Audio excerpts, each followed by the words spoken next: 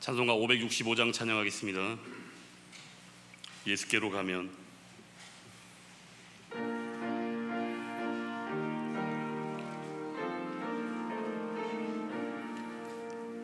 예수께로 가면 나는 기뻐요. 걱정 근심 없고 정말 즐거워. 예수께로 가면 나는 기뻐요. 나와 같은 아이 부르셨어요. 예수께로 가면 맞아주시고 나를 사랑하사 용서하셔요. 예수께로 가면 나는 기뻐요. 나와 같은 아이 부르셨어요. 예수께로 가면 손을 붙잡고 어디서나 나를 인도하셔요. 다 함께 일어서시겠습니다. 예수께로 가면 나는 기뻐요. 나와 같은 아이 부르셨어요. 3절입니다. 예수께로 가면 손을 붙잡고 어디서나 나를 인도하셔요. 예수께로 가면 나는 기뻐요. 나와 같은 아이 부르셨어요.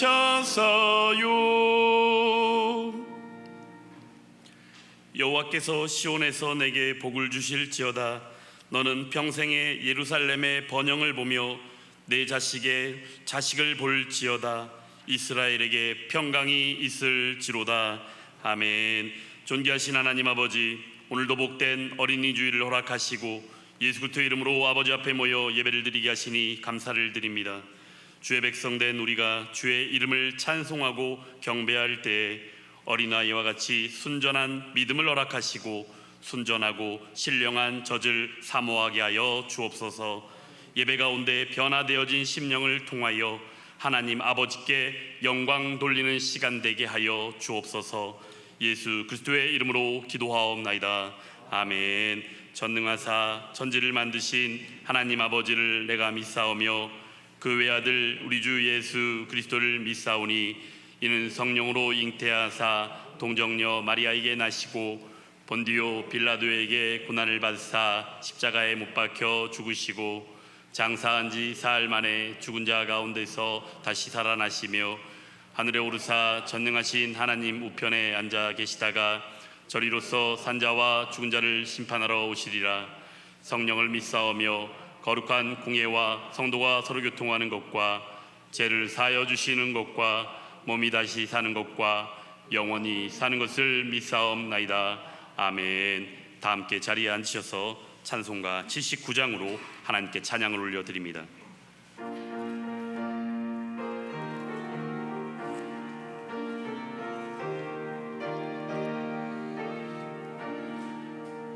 주 하나님 지으신 모든 세계 내 마음속에 그리어볼 때 하늘의 별 울려 퍼지는 내성 주님의 권능 우주에 찾네. 주님의 높고 위대하심을 내 영혼이 찬양하네. 주님의 높고 위대하심을 내 영혼이 찬양하네.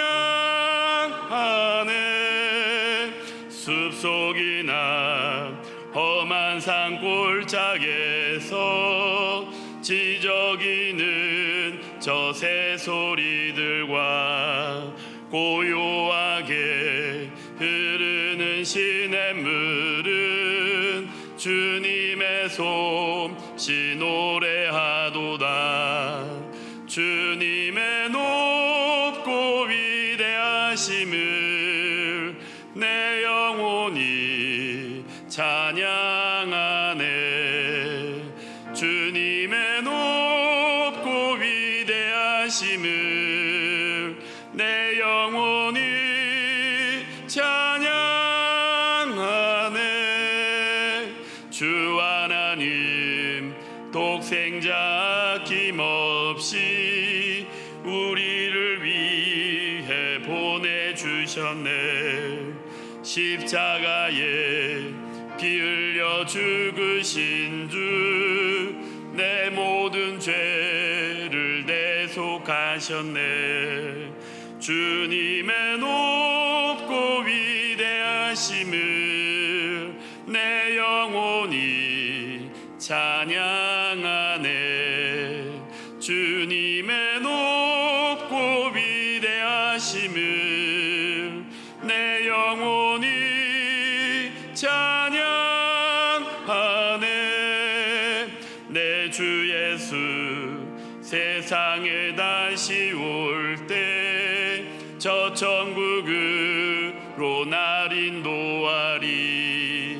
나 겸손히 엎드려 경배하며 영원히 주를 찬양하리라. 주님의 높고 위대하심을 내 영혼이 찬양하네. 주님의 높고 위대하심을 내 영혼이 찬양하네.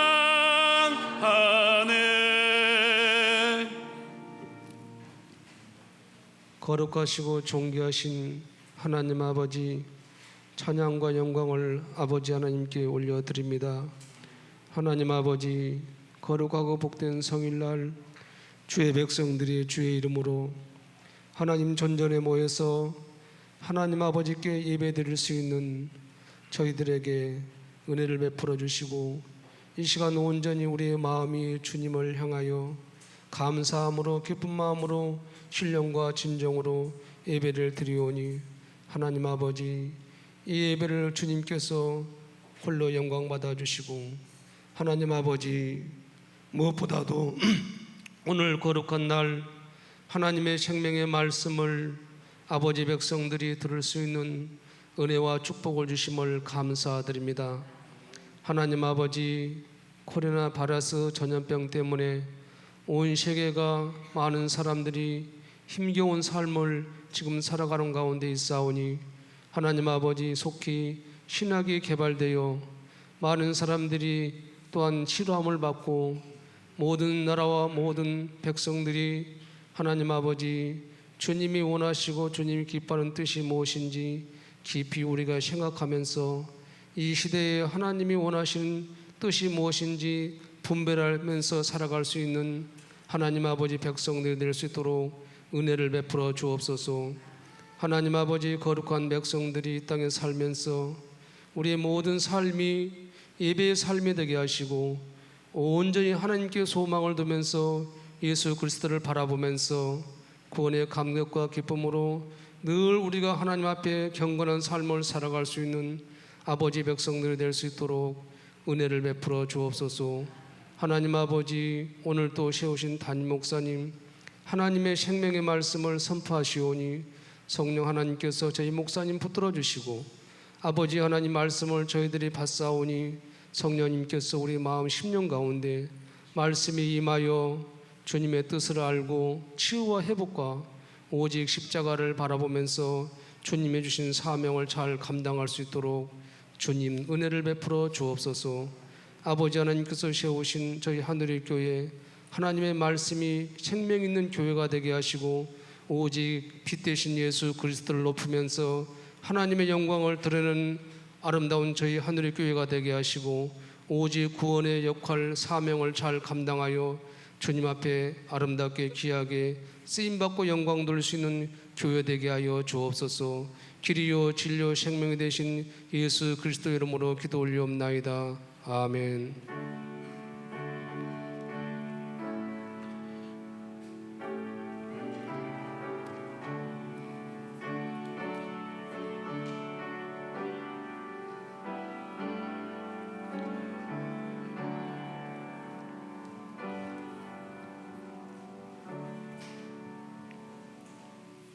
오늘 우리에게 주신 하나님의 말씀은 마태복음 5장 1절부터 12절까지의 말씀입니다. 신약성경 5페이지입니다. 마태복음 5장 1절부터 12절까지의 말씀입니다.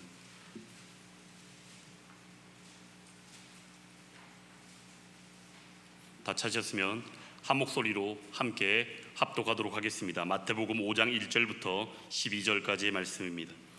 예수께서 무리를 보시고 산에 올라가 앉으시니 제자들이 나아온지라. 입을 열어 가르쳐 이르시되 심령이 가난한 자는 복이 있나니 천국이 그들의 것이미요. 애통하는 자는 복이 있나니 그들이 위로를 받을 것이미요. 온유한 자는 복이 있나니 그들이 땅을 기업으로 받을 것이미요. 의에 줄이고 목마른 자는 복이 있나니 그들이 배부를 것이미요. 긍휼히 여기는 자는 복이 있나니 그들이 긍휼히 여김을 받을 것이미요. 마음이 정결한 자는 복이 있나니 그들이 하나님을 볼 것이미요. 화평하게 하는 자는 복이 있나니 그들이 하나님의 아들이라 일컬음을 받을 것이미요. 의를 위하여 박해를 받은 자는 복이 있나니 천국이 그들의 것임이라. 나로 말미암아 너희를 욕하고 박해하고 거짓으로 너희를 거슬러 모든 악한 말을 할 때에는 너희에게 복이 있나니 기뻐하고 즐거워하라. 하늘에서 너희의 상이 큼이라. 너희 전에 있던 선지자들도 이같이 박해하였느니라. 아멘. 이제 담임 목사님 나오셔서 하나님 말씀 증거해 주시겠습니다.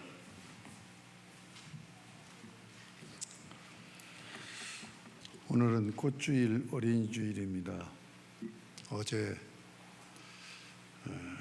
여러분들이 아시는 우리 GM선교 회장 되는 박충근 목사님께서 저한테 전화를 주셨어요. 오늘 어린이 주일, 꽃주일 설교를 해야 되는데 어린아이가 죽은 자가 그러니까 신앙의 가정이죠. 신앙의 가정에서 어린아이들이 죽었는데 이 아이가 구원을 받습니까?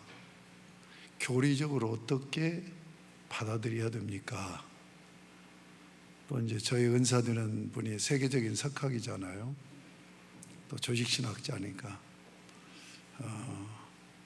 서철원 교수는 어떻게 주장을 합니까?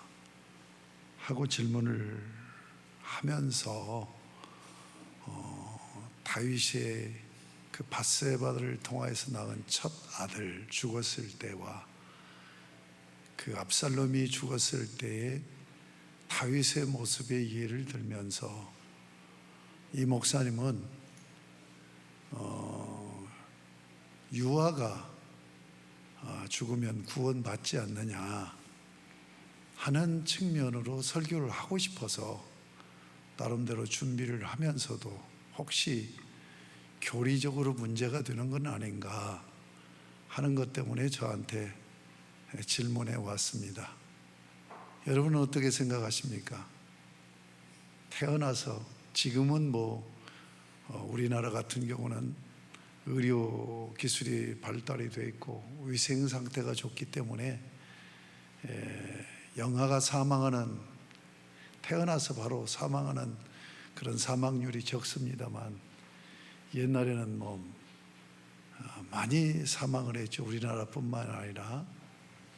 그런데 그 영아들이 구원을 받느냐 못 받느냐 하는 문제, 상황적으로 내 아이가 죽었어요.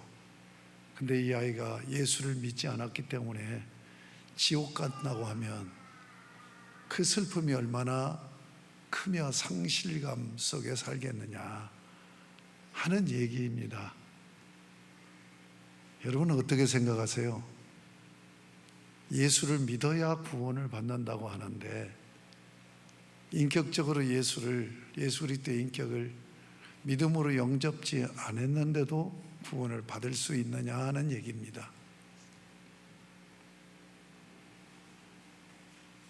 그래서 이게 이제 사실은 굉장히 난제예요, 난제. 신앙생활의 난제고 교리적인 난제예요. 그럼 교리는 어떻게 얘기하고 있고 성경은 어떻게 얘기하고 있느냐? 난제라니까요. 예수를 믿어야 구원을 받아요.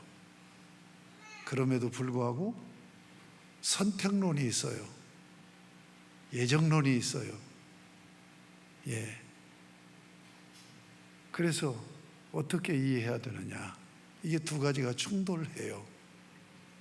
하나님이 성경에 보면 영원전부터 택했다고 그랬잖아요.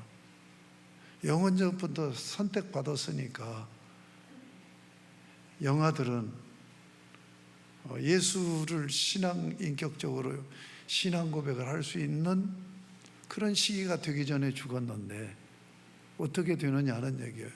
성경은 영원전에 선택했다고 그랬는데 이게 예정론이고 선택설이에요. 그래서 제가 서 교수님은 이렇게 주장을 합니다. 선택론이 우리 개혁신학에서 선택론에 문제가 있습니다. 서 박사님 얘기예요. 영원전에 그냥 하나님이 자기 백성으로 선택했다, 자기 자녀로 선택했다라고 이해하는 개혁신학, 우리가 믿는 신학이 개혁신학이 여기에 문제가 있습니다. 영원전에 선택하는데 예수 그리스도를 믿음으로 구원받도록 선택했다. 이것이 첨언이 돼. 예수 그리스도를 믿음으로 구원받기로 선택받은 자다 라고 하는 부분을 첨언을 해야 된다. 이게 서 박사님 가르침이에요. 그러니까 예수를 믿지 않으면 구원이 없고 예수를 믿어야 구원이 있어요. 그러니까 영원전에 하나님께서 자기 백성으로 선택한 것이 그를 선택해서 반드시 예수를 믿게 해서 구원받기로 선택하셨다. 우리 개혁신학의 칼빈에 의해서 체계화된 신학이 개혁신학이에요. 물론 칼빈에 의해서 구체적으로 체계화되었지만 사도들이 믿고 사도들의 후세를 속사도 시대라고 해요. 사도 시대, 속사도 시대, 속사도 시대 그 다음을 교부 시대라고 해요. 이러면서 한 7세기까지를 고대 교회, 초대교회라고 얘기해요. 이들이 믿는 신앙을 그대로 말틴 루터와 존 칼빈이 연구를 하면서 종교개혁을 일으켰고 개혁신학을 정립을 한 거예요. 다시해서 중세 와서 천주교가 고대의 사도들과 속사들과 교부들이 믿는 신앙을 버린 거예요. 떠난 거예요. 그래서 엉뚱한 길로 간 거예요.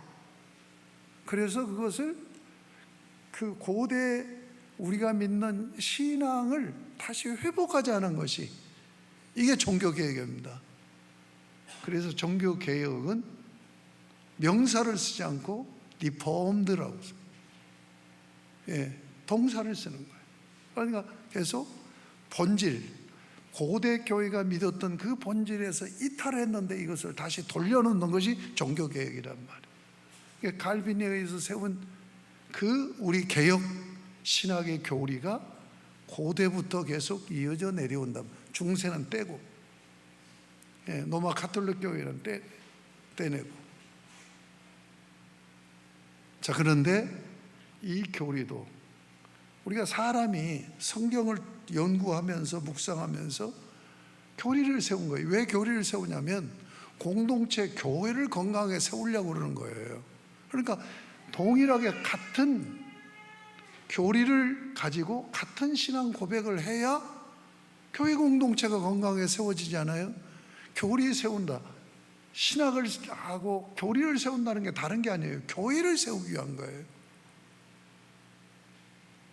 가장 교회의 기본 뿌리가 뭐냐면 신앙 고백인데, 그 신앙 고백이 사도신경이죠. 사도신경을 거부를 한다면 같은 교회라고 말할 수가 없어요. 그러면 예수를 믿음으로 구원받는다.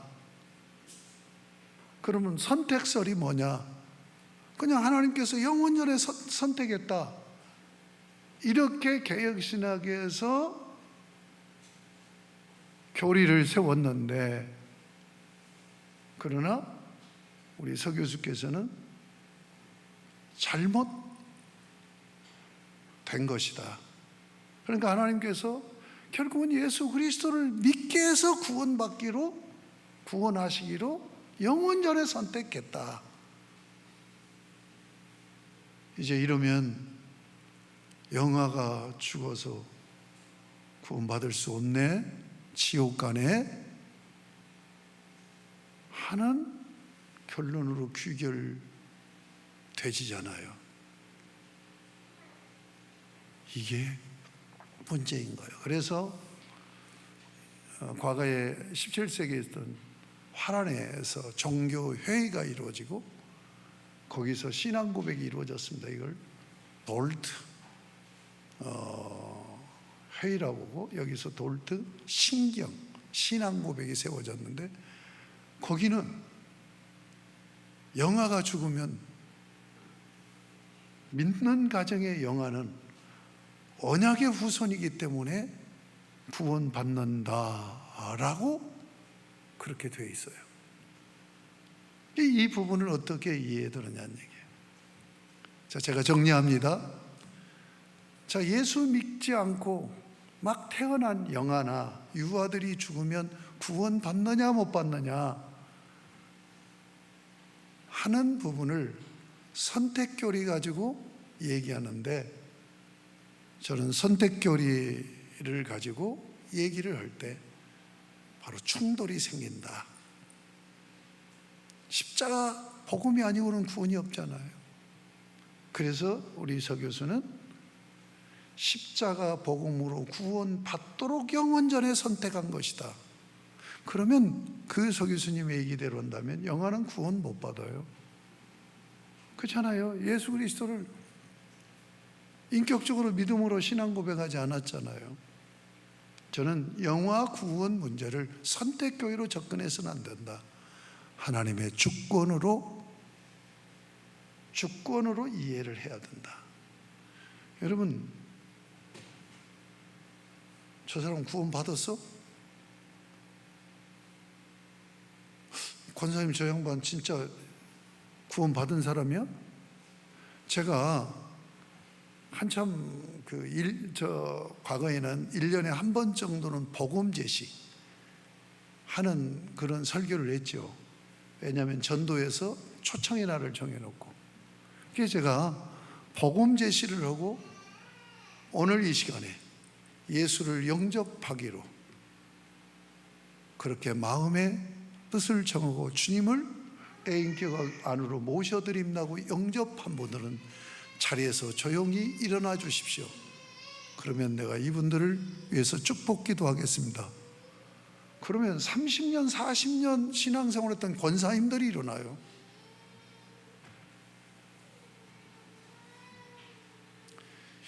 여러분, 내가 구원받고 하나님의 자녀가 되고 하나님의 백성이 돼서 천국을 상속으로 유언받고 영생을 선물로 받았느냐 하는 부분은 나와 하나님만이 알아요.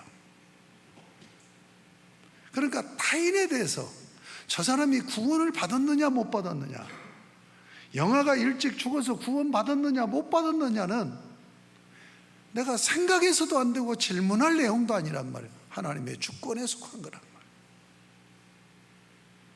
그런데 나는 아는 거예요. 나는. 왜? 내가 예수 그리스도를 인격적으로 영접한 그런 영적인 경험을 가지고 있기 때문에, 그래서 구원의 그 경험을 주셔서 우리에게 구원의 확신을 주시는 거예요. 그런데 저 사람이 구원받았느냐 못 받았느냐는 누구도 모르는 거야. 하나님만이야. 하나님의 주권에 속한 거라는 얘기예요. 아시겠습니까? 가령 가룟 유다가 예수를 팔아요. 그때 예수님께서 너 지옥 간다라고 얘기하잖아요. 차라리 나지 아니하였으면 좋을 뻔하였느니라. 이 말씀으로 끝이에요. 그러니까 영아가 구원을 받았느냐 못 받았느냐 하는 부분은 하나님의 주권에 달려있는 부분이다. 하나님이 구원하실 수도 있고 하나님이 구원을 안 하실 수도 있고. 예? 우리는 태아가 엄마 뱃속에서 태아가 자랄 때 그게 뭘 알아듣고 뭘 그러느냐 이렇게 생각하잖아요. 그런데 막 임신해서 아이가 잉태되면 다 얘기를 듣잖아요. 그래서 태아 교육을 그렇게 중요시 여기잖아요. 하나님께서 강권적인 은혜를 주셔서 영아에게 우리는 모르지만 예수를 믿게 하실 수도 있지 않느냐는 얘기예요. 이게 하나님의 주권적인 역사라면 할 수 있지 않느냐는 얘기예요. 그러니까 영아가 구원받았냐 못 받았냐는 우리의 관심 마크로 하나님의 주권에 맡기자 이거예요. 이해가 되십니까? 오늘 어린이 꽃주일이기 때문에 어제 또 그 목사님께서 질문을 하셔서 서 교수님은 어떻게 생각하신 교리 조직신학에서 어떻게 얘기를 하시나요? 해서 제가 서 교수님의 얘기를 그냥 대답해 드렸는데 제 의중은 얘기하지 않았어요. 그러니까 저는 하나님의 주권에 맡겨야 된다. 이게 노마서의 가르침이에요. 이걸 뭐라고 해서 토기장이의 비유로 얘기했잖아요. 이 사람아, 네가 네기에 감히 하나님을 힐문하느냐. 토기장이가 그릇을 만들 때 자기 원하는 대로 만들지 않겠느냐. 이게 노마서 구원론에서 마지막으로 말씀하신 하나님의 주권을 선포하는 거예요. 이 부분을 잊지 않으셨으면 좋겠다 하는 말씀으로 말씀을 드립니다. 오늘은 지난주부터 이제 예배가 정상화돼서 유튜브 예배를 중단을 했는데 계속 연휴가 돼서 신앙이 좀 연약한 분들은 또 외출을 많이 할 것 같아서 지금 2부 예배, 이 설교 예배 시랑을 지금 유튜브로 올리고 이번 주일은 예외로 밖에 나가 있는 분들 꼭 예배, 유튜브 예배 드리라고 이렇게 하기 때문에 지금 제가 설교한 것을 우리 교인들만 보는 게 아닙니다. 많은 목회자들 또 성도들이 봅니다. 제 그 이름으로 또는 GM 선교 이름으로 들어가 보세요. 조회수가 얼마나 나오는가. 지금 영화 구원 문제를 제가 얘기한 거예요. 이것은 선택론으로 접근할 게 아니라 하나님의 절대 주권적인 입장에서 이해해야 된다.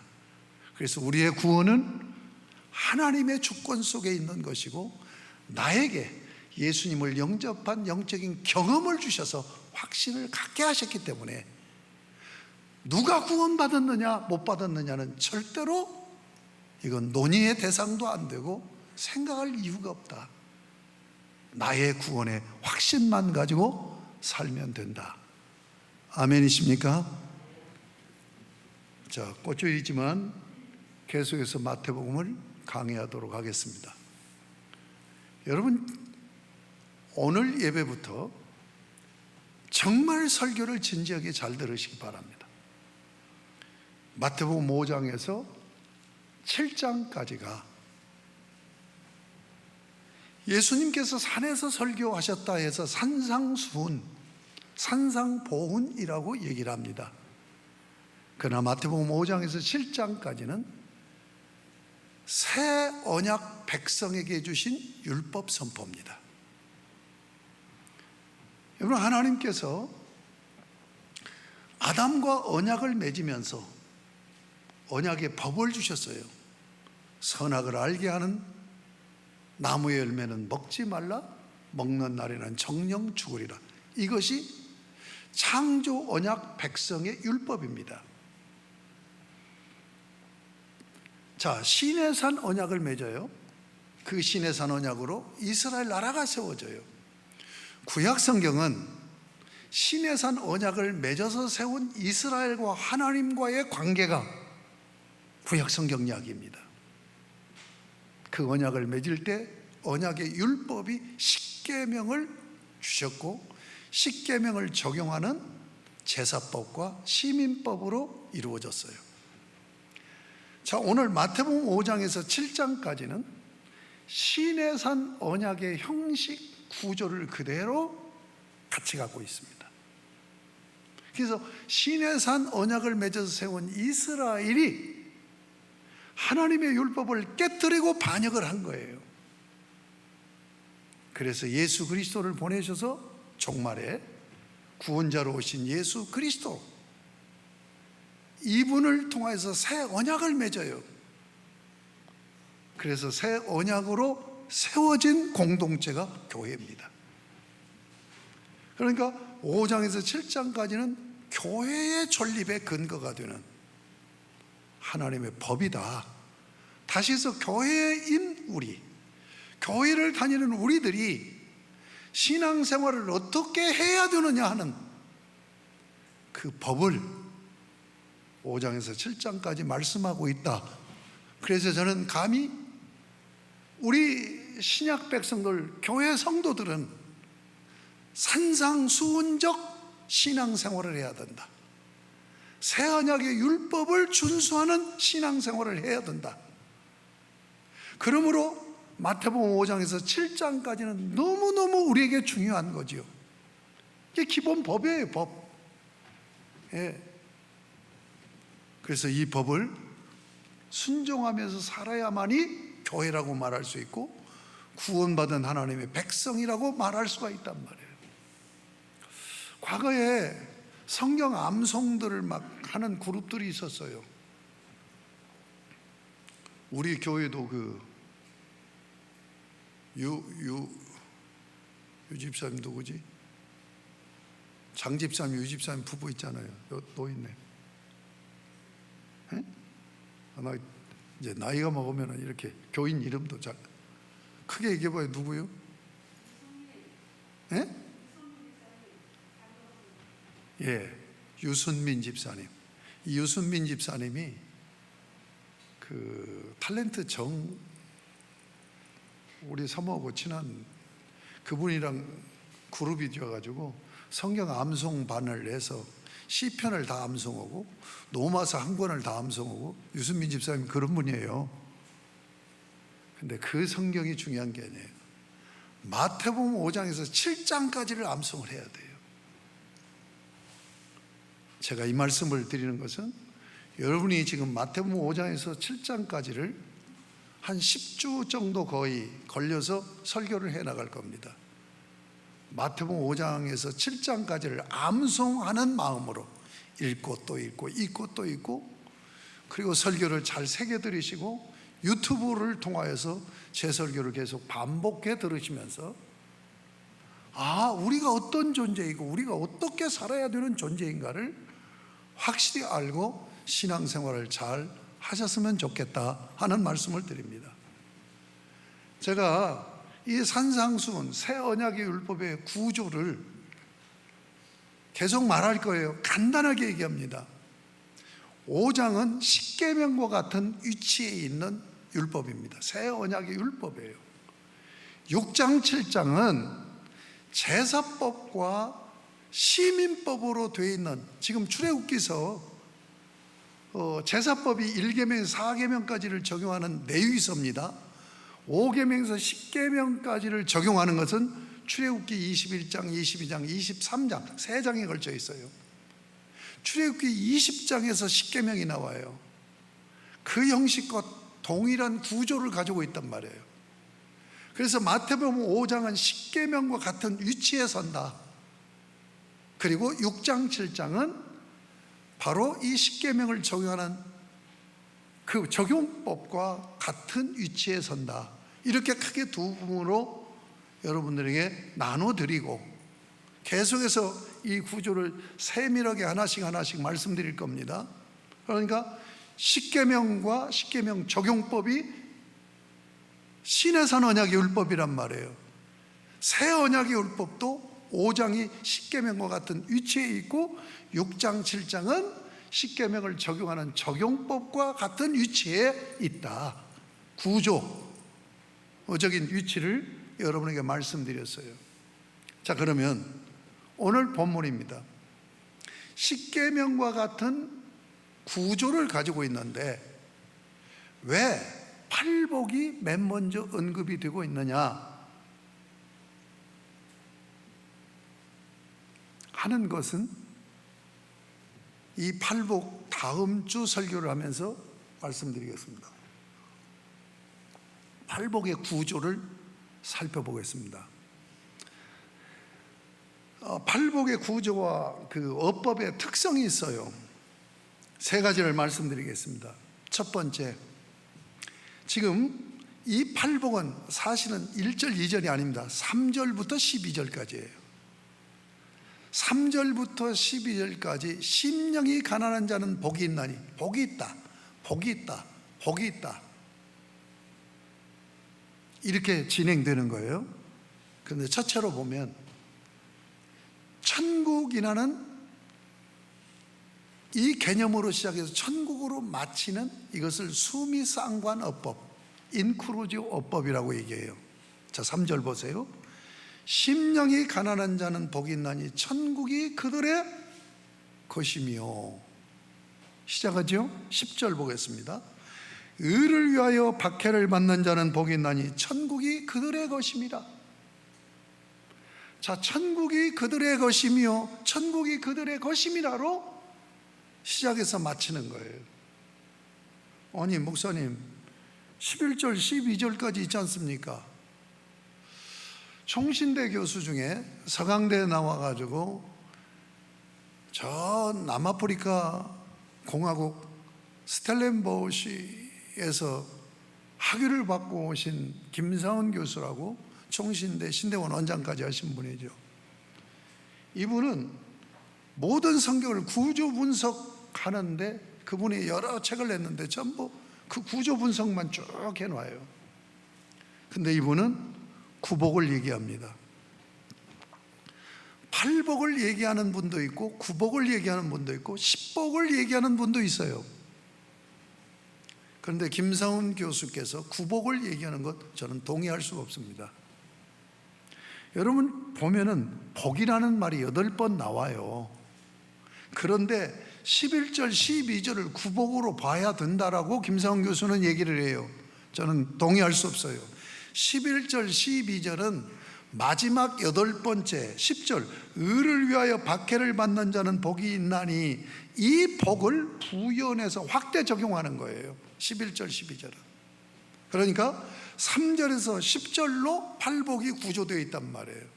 그래서 수미상관어법, 수미상관, 그러니까 강조하는 거예요. 어떤 주제를 처음 시작을 하고 그 단락의 마지막에 가서 또 그 주제로 맞춰지는, 이것은 그 주제를 강조하는 거예요. 바로 무슨 얘기냐? 팔복은 천국이 뭐예요? 하나님 나라 백성들의 성품을 묘사하고 있는 거예요. 이것이 첫 번째 특징입니다. 자, 두 번째는 이 구조가 팔복으로 되어 있는데 크게 나누면 둘로 되어 있어요. 이 팔복의 핵심 구절은 8절과 9절입니다. 그러니까 성경에서 팔복을 얘기하고 있지만 사실은 하나님의 새 언약 백성들의 성품은 둘로 집약된단 말이에요. 우리 8절 9절을 같이 한번 읽어보도록 하겠습니다. 시작. 마음이 청결한 자는 복이 있나니 그들이 하나님을 볼 것이며, 화평케 하는 자는 복이 있나니 그들이 하나님의 아들이라 일컬음을 받을 것이요. 이게 팔복의 핵심이에요. 자, 한면으로 제가 내적이다라고 표현을 했는데 이것이 꼭 맞는 표현은 아닙니다. 제가 그냥 분류를 그렇게 쉽게 여러분들이 할 수 있게 하기 위해서 그렇게 용어를 쓴 건데 그게 꼭 맞는 건 아니란 말이에요. 내적인 성품이라고 제가 정했어요. 8절이 자, 그러면 뭐예요? 마음이 청결함이에요. 마음 청결이 뭐냐? 거룩한 성품이에요. 거룩한 성품을 지금 이루는 매뉴얼을 얘기하고 있는 거예요. 그래서 거룩한 성품을 가져야 하나님을 마주보고 사는 사람이 된다라고 얘기하고 있는 거예요. 그 다음에 9절에 보면 화평하게 하는 자는 복이 있나니 그들이 하나님의 아들이라 일컬음을 받을 것이라. 이 9절은 뭐냐? 저는 외적인 성품이라고, 제가 그렇게 정의를 했는데 이게 맞을 수도 있고 우리 독자들로 하여금 잘 구분해서 알아들을 수 있게 해서 그 용어를 쓴 것이지, 그 용어가 꼭 맞는 정의는 아니라는 얘기예요. 외적인 건 뭐냐? 화평케 하는 마음이에요. 성품이에요. 화평케 하는 성품은 뭐예요? 다른 내 주변 사람들이 저 사람 하나님의 아들이네 라고 인정을 한다는 얘기예요. 이 얘기는 무슨 얘기예요? 이웃과 마주보는 성품이라는 얘기예요.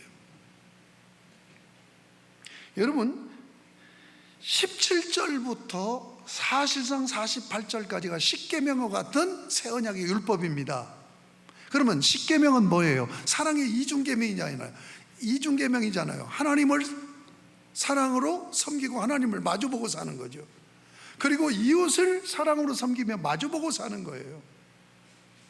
그러니까 하나님을 마주보고 이웃을 마주보고 사는 것이 우리 인생이에요. 구원받은 하나님의 백성이에요.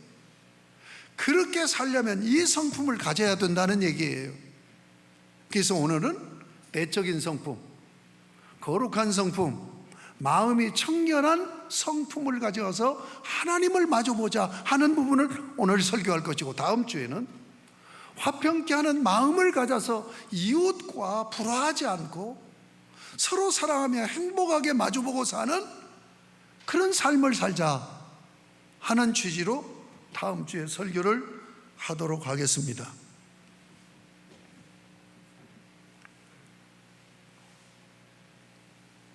세 번째, 왜 이 성품을 복으로 연결시키고 있느냐 하는 얘기예요. 8번의 반복에서 복으로 지금 연결을 시키고 있어요. 자, 이게 뭐라고 그랬죠? 성품이라고 그랬죠. 하나님을 마주보는 성품, 이웃을 마주보고 사는 성품 개발이에요.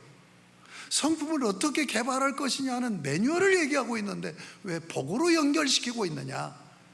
이것은 창세기 12장 2절 3절의 시전입니다. 여러분, 창세기 12장 2절 3절을 같이 한번 읽어보도록 하겠습니다. 시작. 내가 너로 큰 민족을 이루고 내게 복을 주어 내 이름을 장대하게 하리니 너는 복이 될지라. 너를 축복하는 자에게는 내가 복을 내리고 너를 저주하는 자에게는 내가 저주하리니 땅의 모든 족속이 너로 말미암아 복을 얻을 것이라 하신지라. 하나님이 아브라함을 부르신 이유를 지금 설명하고 있는 거예요. 그런데 여기서 이 말씀이 굉장히 중요하기 때문에 이 말씀만 갖고 1시간 설교를 해야 될 부분인데 지금 그 시간이 아니잖아요. 그러니까 뭘 지금 주목해야 되냐면, 자, 2절 보세요. 2절 끝에 보면 너는 복이 될지라. 아브라함에게 너는 복이 될지라. 그 다음에 3절 끝에 보세요. 땅의 모든 족속이 너로, 복인 너로 말미암아 복을 얻을 것이니라 하시니라. 이게 아브라함을 부르신 이유예요. 아브라함을 복으로 세워서 아브라함을 통해서 땅의 모든 족속이 복을 받게 하겠다는 얘기예요. 자, 이게 어떤 의미냐? 두 가지 측면이 있습니다. 하나는 아브라함에게 15장 17장에 가보면 제라를 약속하여요. 제라. 창세기 15장에서 여인의 후손할 때 쓴 시드, 영어로 시드죠. 제라. 하나님께서 이 약속이 뭐냐면 종말의 구원자를 보내주실 것이라는 약속입니다. 그러니까 지금 너를 복으로 세워서 땅의 모든 족속이 너로 말미암아 복을 받는다는 얘기는 너의 후손으로 예수 그리스도를 이 땅에 보내셔서 그 예수 그리스도를 믿게 함으로 모든 족속이 복을 받게 한다는 말씀이라는 얘기예요. 그러므로 창세기 12장 2절 3절은 종말론적으로 정말 성도의 공동체, 교회 공동체를 얘기하고 있는 거예요. 그뿐만 아니라 지금 이 아브라함을 믿음의 조상으로 세웠어요. 우리는 믿음의 후손입니다. 그러니까 아브라함에게 하신 이 말씀은 아브라함에게 너의 후손으로 예수 그리스도를 통해서 구원을 이루시겠다는 이 약속만 하고 있는 게 아니란 말이에요. 실제로 네가 복이 되어야 된다는 얘기예요. 네가 하나님의 내 백성으로서 복으로 살아야 된다. 그래서 네가 사는 동안 네 주변 사람들에게 네가 복덩이가 돼서 많은 사람들이 복을 받게 해야 된다. 아멘? 그것이 오늘 우리에게도 그대로 적용된단 말이에요. 그러니까 이 팔복의 성품으로 여러분들이 인격 훈련을 통하여서 복이 되라는 거예요. 그래서 여러분이 복이 돼서 여러분을 만나는 모든 사람들이 여러분들 때문에 복을 받아야 된단 말이에요. 아멘? 그런데 우리 예수 믿는 사람들이 그렇게 사는 사람이 거의 없어요. 복을 받기는요, 시험이나 들게 하고 예수 안 믿는 사람과 똑같은 행동을 취해가지고 상처 입고 이렇게 되어진단 말이에요. 자, 그러면 다시 오늘 하나님과 마주, 그래서 오늘 설교 제목이 하나님과 마주보며 사는 자예요. 여러분이 하나님과 마주보고 사는 신앙생활이 돼야 하나님의 백성으로 사는 거예요. 구원받은 자답게 사는 거예요. 그러면 어떤 성품을 가져야 된다고요? 마음 청결이에요. 마음 청결이 뭡니까? 거룩한 성품이란 말이에요. 제가 이 부분을 묵상하면서 다른 분들은 어떻게 얘기했는가 보니까 어느 주석가가 이렇게 얘기를 했더라고. 오직 하나님께 향하고 하나님께만 온전히 초점을 맞춘 것이 마음 청결이다, 거룩합니다.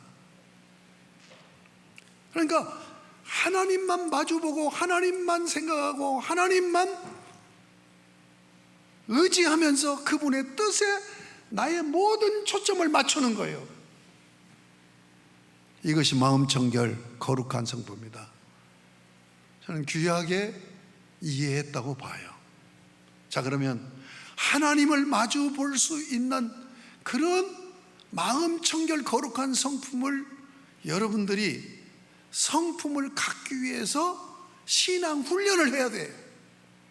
그 훈련이 첫 번째가 뭐냐? 3절에 있는 심령이 가난한 자는 복이 있다. 심령이 가난하다는 얘기가 무슨 얘기냐? 지금 영적으로 여기 마음이라고 그러지 않았어요. 여기 푸뉴마티라고 하는 성령, 홀리 푸뉴마티가 성령이거든요. 푸뉴마티라는 단어를 썼어요. 영적으로 가난한 자예요. 이 말을 바꿔서 변하면 겸손입니다. 겸손한 건 뭐야? 항상 공손하고 낮은 자리에 서려고 하는 게 겸손이잖아요. 그런데 겸손의 개념을 제가 이 팔복을 통해서 겸손의 개념은 인간관계에서 비롯되는 개념이 아니구나, 하나님과의 관계에서부터 시작되는 개념이 겸손이구나. 심령이 가난하다는 얘기는 무슨 얘기냐면, 여러분, 우리는 하나님의 형상으로 지어졌어요. 하나님을 닮은 자로 지었어요. 그러니까 DNA가 하나님으로부터 받은 거란 말이에요. 우리가 부모를 닮았다고 할 때 부모 DNA를 받고 태어나잖아요.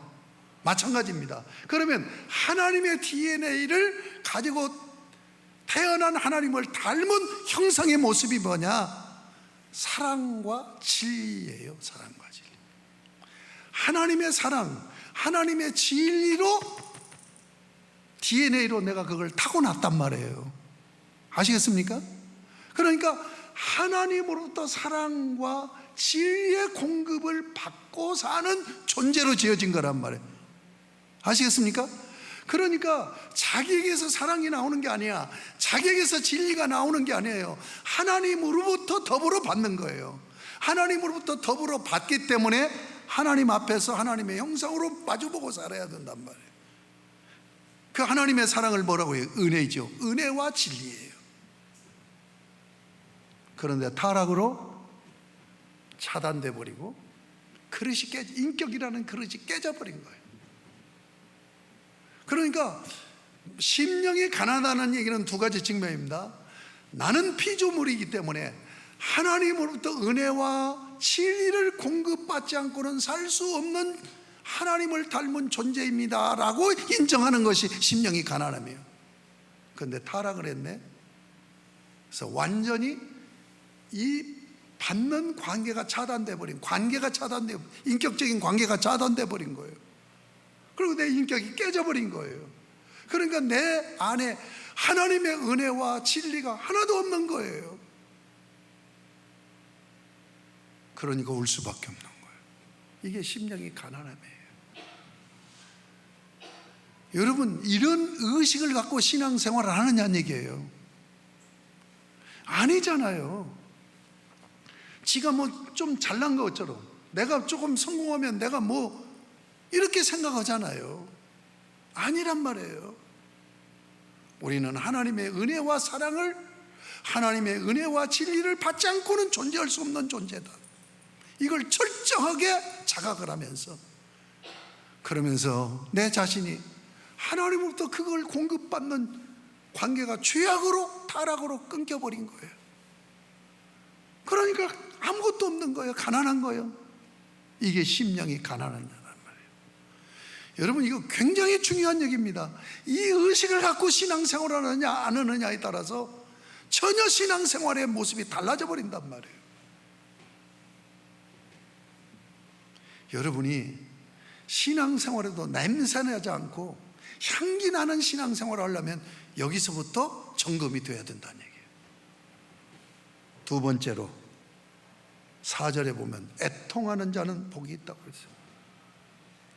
우는 자는 복이 있다는 얘기예요. 우는 자. 제가 눈물에 대해서 할 얘기도 참, 내가 고난을 많이 받은 사람이라 할 얘기가 많은 사람인데, 자, 애통하는 건 뭐예요? 내 안에 하나님의 은혜와 진리는 하나도 없고 내 마음에 뭐가 가득 차 있어요? 상처받은 조각들로 가득 차 있어. 그래갖고 예민해요. 타인의 어떤 모습을 내가 소화를 못 시켜. 저 사람 왜 그래? 눈에 거슬려서 견딜 수가 없어. 이게 상처가, 이 조각들이 많은 사람들이에요. 또 하나는 뭡니까? 죄지요. 내가 다른 사람에게, 타인에게 상처 준 그런 죄악들로 가득 차 있는 거야. 그러니까 하나님의 형상으로 은혜와 진리로 충만해야 되는데 그것은 하나도 없고 뭘로 가득 차 있어요?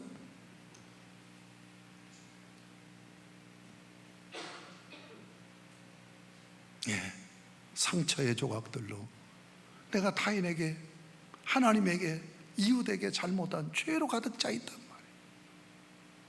이것을 깊이 자기 마음을 들여다보고 우는 자예요. 이게 회개입니다. 회개하는 거예요. 자복하는 거예요. 그래서 쏟아내는 거예요. 여러분, 기도하면서 이 회개의 눈물의 기도가 상실됐다면 여러분은 마음 청결하기가 쉽지 않습니다. 잡다한 오만 잡다한 것으로 가득 차 있는 거예요. 신앙생활 잘해야 됩니다. 이것이 안 되면은 영적으로 여러분이 하나님과 마주보면서 교제가 이루어지지 않는다니까요. 그런 걸로 가득 차 있는데 그걸 보지도 않고 쏟아낼 생각도 안 하고, 그리고 자기가 대단한 사람인 양 착각하고 산단 말이에요. 그걸 심각하게 받아들여야 됩니다. 세 번째 보면 6절입니다. 5절은 건너뜁니다. 왜 5절을 건너뛰어야 되는가 다음 주에 말씀드립니다. 의에 줄이고 목마른 자는 복이 있나니. 세 번째, 의에 줄이고 목마른 자는 복이 있다. 자, 여러분, 이게 그래서 저는 팔복을 제가 깊이 묵상하면서 우리 신앙 인격 훈련을 하는 매뉴얼이구나 하는 것을 생각하면서, 또 한편으로는 영성의 출발이구나. 불교 영성은요, 애통하는 것, 애통도 않지, 예? 마음 비운다라고 얘기하잖아요. 마음 비운다, 비우는 영성이에요. 그런데 주님은 뭐라고 했어요? 비워놓고 깨끗이 소재하고 나면 7 귀신이 와서 자리 잡는다고 그랬죠. 이제 마음을 비웠으면 채워넣어야 되죠. 채워넣어야 되죠. 그래서 의에 줄이고 목마름이에요.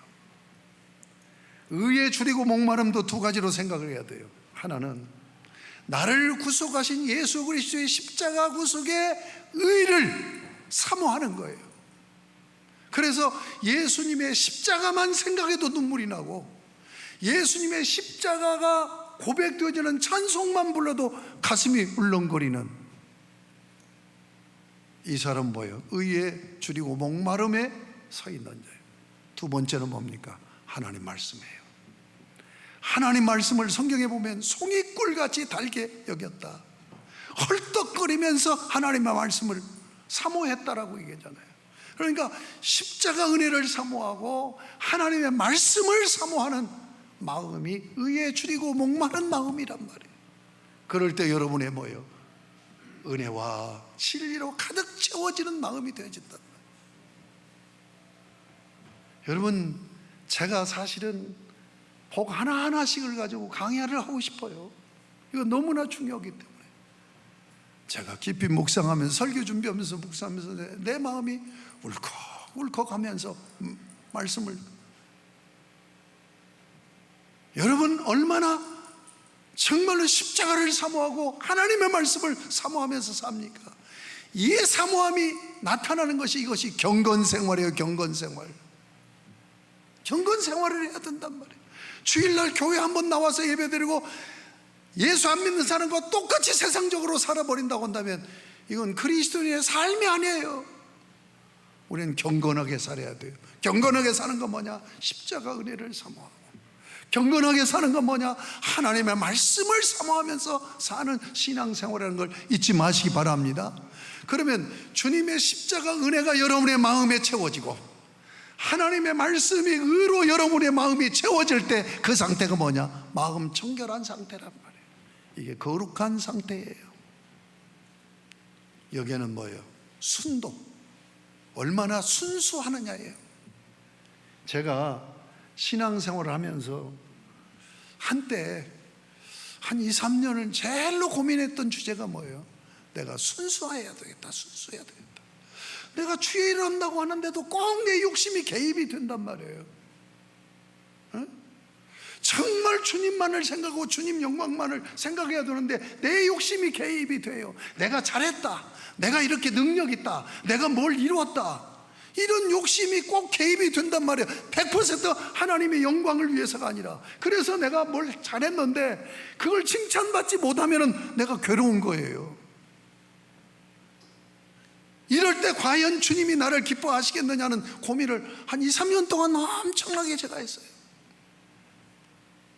사랑하는 여러분, 마음 청결은 오직 주님만 생각하고 주님에게 초점만, 주님의 영광만을 생각하면서, 아멘. 그때 주님은 여러분을 만나 주신단 말이에요. 주님과 함께 마주대야 하는 거예요. 여러분, 마음 청결해서 하나님과 마주보는 삶이 무엇으로 나타나요? 지난주 설교했죠. 두 가지요. 예배와 동행입니다. 진정으로 예배자가 되는 거예요. 진정으로 주님과 함께 걷는 동행자가 되는 거예요. 여러분, 이러한 신앙생활이 되어지면 여러분의 신앙인격은 고상한 인격이 돼서 오늘 이 본문을 가지고 10년만 한번 훈련해 보세요. 여러분이 어떻게 달라지는가.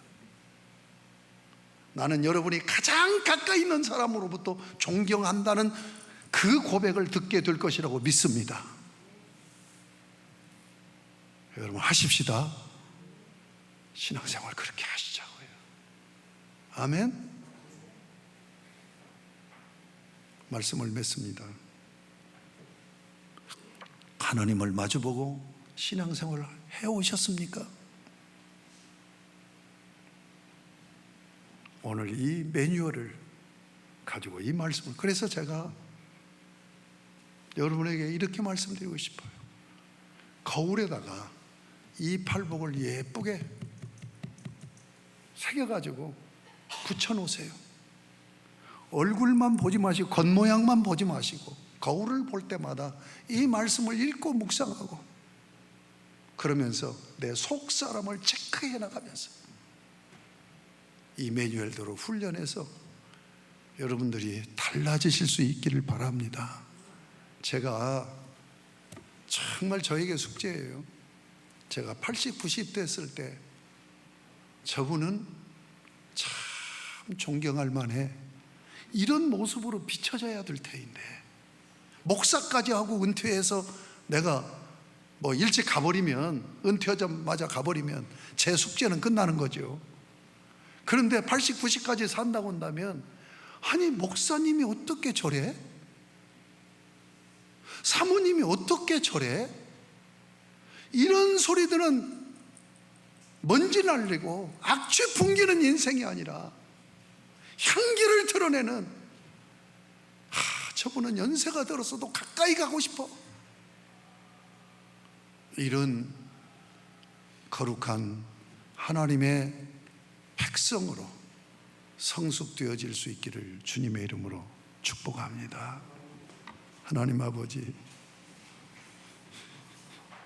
이 복음을 증거하면서 이 부조한 종이 이 말씀 붙들고 몸부림치지 못한 것을 회개하고 고백합니다. 주여 긍휼히 여겨 주시옵시고, 목사라고 하는 자가 하나님과 마주보고 사는 신앙생활이 되어야 되는데 너무나 세속화되어 있는 것을 고백합니다. 주님 긍휼히 여겨 주시옵소서. 주님 마주보고 주님과 함께 동행하며 친정한 예배자로 서서 아버지 하나님께서 변화시켜 주시는 거룩한 성품을 가지고 아버지 하나님으로부터 칭찬 듣고 많은 주변 사람들에게 참으로 존경받는 신앙생활이 되어질 수 있도록 주의 은혜를 베풀어 주시옵시고, 우리 사랑하는 성도들에게도 그러한 은혜를 허락하여 주시옵소서. 예수님의 이름으로 기도드립니다. 아멘.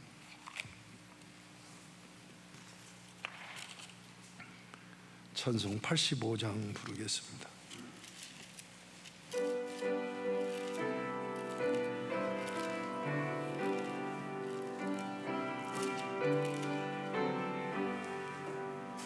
구주를 생각만 해도 이렇게 좋거든.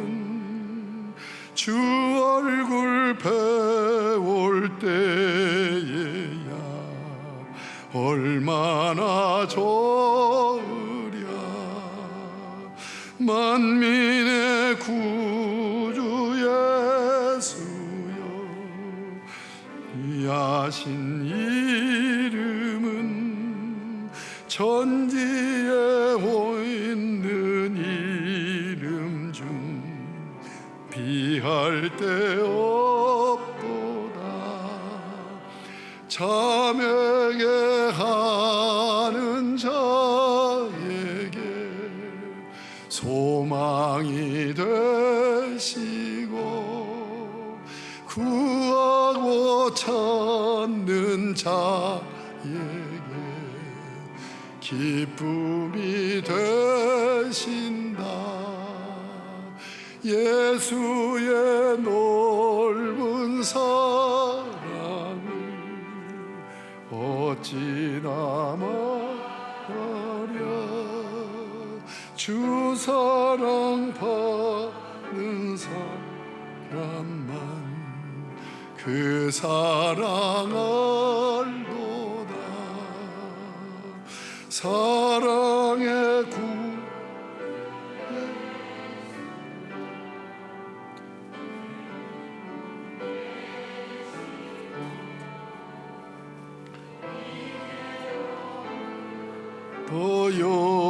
영원히 영광이 되소서. 아멘. 헌금 위해서 기도하기 전에 우리 감사헌금 중에 안기숙 집사님 아들 경빈이 군 입대한다고 그러는데 지금 경빈지? 자리에서 한번 일어서 봐. 우리 참 건실하게 잘 자라서 국방의 의무를 감당하려고 군대 입대를 하게 됐습니다. 가서 신앙생활도 잘하고 군대 생활 잘해서 하나님에게 충성하고 나라에 충성하는 좋은 군인이 또 거기서 많은 인생 공부도 하고 돌아올 수 있기를 위해서 한번 뜨겁게 한번 박수로 격려하겠습니다. 기도드리겠습니다. 하나님 아버지 감사합니다. 오늘 아버지 앞에 예배를 드리며 헌금을 봉헌했습니다. 이 헌금 받으시고 영광 삼으시며 아버지 하나님, 우리 사랑하는 성도들이 참 하나님의 자녀됨을 확신 속에서 그 자유를 누리고 살 뿐만 아니라 그럼에도 불구하고 하나님의 말씀을 붙들고 예수 그리스도의 십자가를 사모하며 경건 훈련을 통하여 하나님과 마주보는 아름다운 인생으로 살기를 소망합니다. 주여 복을 베풀어 주시기를 원하며 오늘 또 그런 은혜를 부어주시기를 간절히 사모하며 헌금을 봉헌해 싸우니 받으시고 영광 삼아 주시옵소서. 하늘 문을 활짝 여시고 하늘의 신령한 복, 땅의 기름진 복으로 우리 사랑하는 성도들에게 넘치는 은혜와 복을 베풀어 주시어서 아버지 하나님, 영광을 위해서 귀하게 하나님 나라를 이루는 아름다운 멋진 인생으로 살아갈 수 있도록, 그리고 하나님의 백성, 하나님의 자녀다운 그런 성숙한 인격으로 존경받는 성들로 살아갈 수 있도록 복을 베풀어 주시옵소서. 아버지 하나님, 오늘 또 아버지 앞에 헌금을 봉헌한 대로 그 내역 따라 은혜 복을 넘치게 부어 주옵소서. 주일헌금 봉헌했습니다. 감사헌금 봉헌했습니다. 경민이 입대합니다. 아버지, 가는 길에서 제대하고 돌아오는 날까지 늘 함께하여 주시고 믿음 좋은 아들로 주님 의지하며 참으로 훌륭한 군인으로 잘 마치고 돌아올 수 있도록 건강도 지켜 주옵소서. 둘째 아들 출산하여서 이샘 집사님 하나님 앞에 감사했고, 우리 조하나 권찰 또 장례를 잘 부모 장례를 마치고 아버님 장례를 마치고 하나님 앞에 감사헌금을 봉헌했습니다. 기억하여 주시옵시고 아버지 하나님, 10의 1종금 받으시고 영광 삼으시고 목적헌금 봉헌해 싸우니 받으시고 영광 삼으시며 우리 사랑하는 성도에게 늘 넘치게 복을 베풀어 주시옵소서. 특별히 이제 코로나19가 잠잠해지고 있지만 더 이상 확산되어지지 않게 하여 주시고 완전히 우리나라에서 퇴치되어지고 건강하게 이제 자유스럽게 삶을 영위하고 또 경제가 활성화되어 줄 수 있도록 은혜를 베풀어 주옵소서. 또 주말에 우리 교회 한 집사님 가정에 자녀 출가하고 결혼식을 하는데 이 결혼식에도 놀라운 은혜를 부어 주옵소서. 예수님의 이름으로 축복하며 봉헌 기도 올리옵나이다. 아멘. 우리 입대하는 경빈이를 위해서 기도해 주시기를 바랍니다. 그리고 우리 그 조하나 권찰 부친 장례 치르고 떡 준비했다고 하는데 지금 2부 예배는 떡을 못 드시고 가실 것 같아요. 떡 준비됐나요? 예, 준비됐답니다. 받아가지고 하시기 바랍니다. 그리고 우리 안수 집사님이신 김도 집사님, 이유주 집사님 딸 김영아, 그리고 사위 이한준 결혼식이 이번 9일날 토요일 오후 4시 20분 군인공제회관, 우리 김도우 집사님이 투스타 장군 출신이잖아요. 그리고 군인공제 그 이사장 하시고 계셔서 아마 거기서 결혼식이 이루어지는 것 같습니다. 지금 서울 강남구에 있어요. 교회에서 3시에 출발한다고 합니다. 우리 성도들이 김도우 집사님이 어떤 분인지도 모르시는 분이 계실 것 같아요. 워낙 바쁘셔갖고 예배만 드리시는 분이라 뭐 얘기 들어보니까 그 공제가 재산이 13조나 된대요. 그 살림을 하시니까 엄청 바쁘신 분이죠.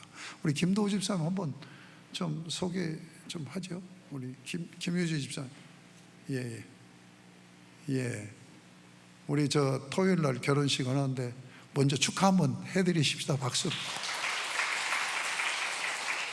그 우리 김유주 집사님은 저 밑에 아이고 저 이불 그런 거 하는 가게 이름이 뭐죠? 예? 예. 알레르망 그 좀 좋은 상품인데 그 친환경 소재인 것 같아요. 그러니까 저렴한 것도 있대요. 디자인만 상관하지 않으면 건강만 생각하면 저렴한 것도 있다니까 거기 많이 이용해 주시기 바랍니다. 예, 우리 다 같이 자리에서 일어서서 주의 나라 건설을 위해서 사모하는 마음으로 635장부로 축도로 예배 마치겠습니다.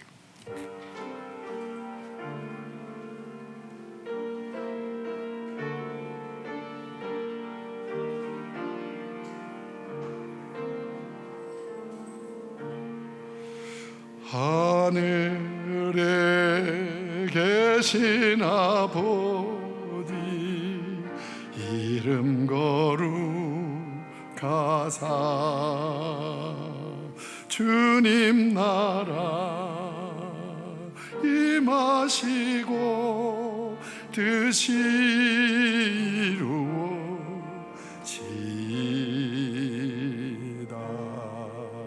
일용할 양식 주시고 우리들의 큰 죄 다 용서하옵시고 또 시험에 들게 마시고 악에서 구원하소서. 대개 주의 나라 주의 권세 주의 영광 영원히 아멘.